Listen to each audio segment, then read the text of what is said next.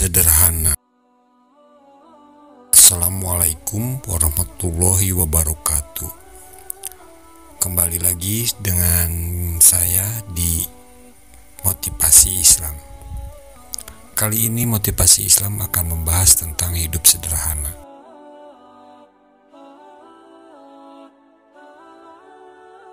Di dalam paham kapitalis, kesederhanaan selalu diukur dengan sedikitnya materi yang kita miliki.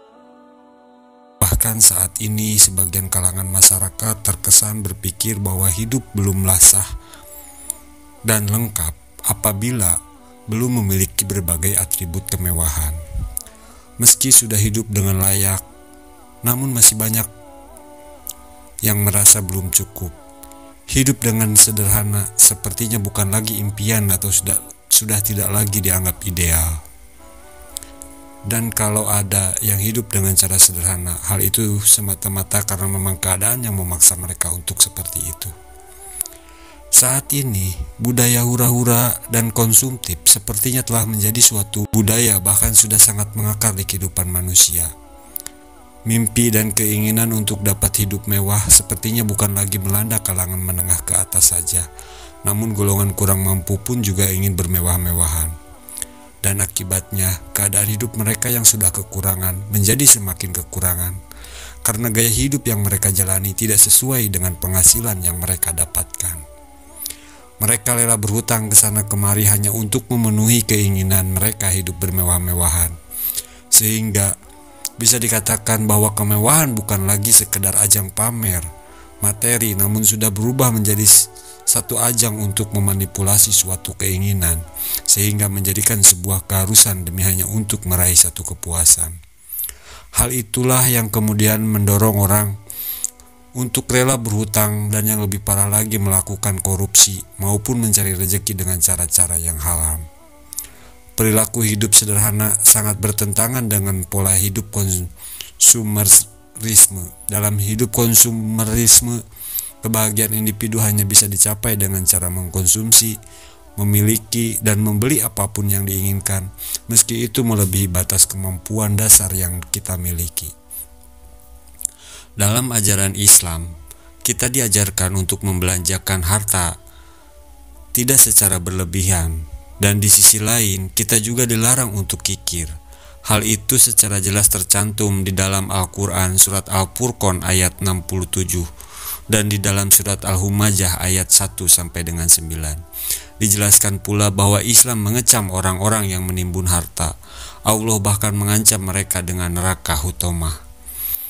Di dalam surat At-Taubah ayat 34, Allah berfirman bahwa mereka yang senang menimbun emas dan perak dan tidak menafkahkannya di jalan Allah akan diberi siksaan yang pedih dan menyakitkan. Berdasarkan dalil tersebut di atas, kita dapat mengambil satu kesimpulan bahwa kita sebagai manusia harus senantiasa waspada dengan apa yang kita miliki. Kita dilarang untuk melakukan segala sesuatu yang dilarang oleh Allah, termasuk di dalamnya hidup berlebih-lebihan, boros dalam membelanjakan harta, bermain-main dengan harta, dan kita juga dituntut untuk membelanjakan harta yang kita miliki di jalan Allah. Nabi adalah suri teladan yang paling tepat bagi kita umat Islam. Selama hidupnya, meski beliau dikenal sebagai seorang pedagang yang sukses, namun beliau senantiasa hidup dengan sederhana. Segala yang dimilikinya, mulai dari sandang, pangan, papan, dan segala kebutuhan pokok yang dimiliki penuh dengan kesederhanaan. Bahkan, beliau dikenal mampu mengontrol pembelanjaan negara. Keempat khalifah yang menggantikan beliau pun juga memberikan contoh kepada kita untuk selalu hidup sederhana dan tidak bermewah-mewahan. Sekali lagi, Rasulullah SAW hidup sederhana bukan karena beliau miskin. Beliau bisa saja hidup dengan mewah kalau mau. Seperti yang banyak diriwayatkan, beliau mampu memberi kambing sebanyak satu bukit kepada seorang pemimpin suku yang masuk Islam, yakni Malik bin Auf. Kesederhanaan beliau membuat beliau dapat memaksimalkan harta yang beliau miliki untuk kesejahteraan rakyat, jihad, dan kepentingan dakwah. Dalam sebuah hadis, Rasulullah SAW bersabda, "Makanlah dan minumlah Dan bersedekahlah tanpa berlebihan dan tidak sombong. Hadis riwayat Ahmad.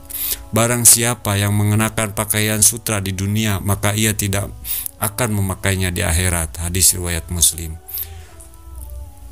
Janganlah kalian minum di bejana emas dan perak. Janganlah kalian makan di piring emas dan perak. Karena emas dan perak itu milik mereka, orang-orang kafir, di dunia dan milik kalian di akhirat. Diriwayatkan oleh Muslim, Al-Bukhari, Ahmad, Abu Dawud, An-Nasai, At-Tirmizi, serta Ibnu Majah. Allahumma bisawab.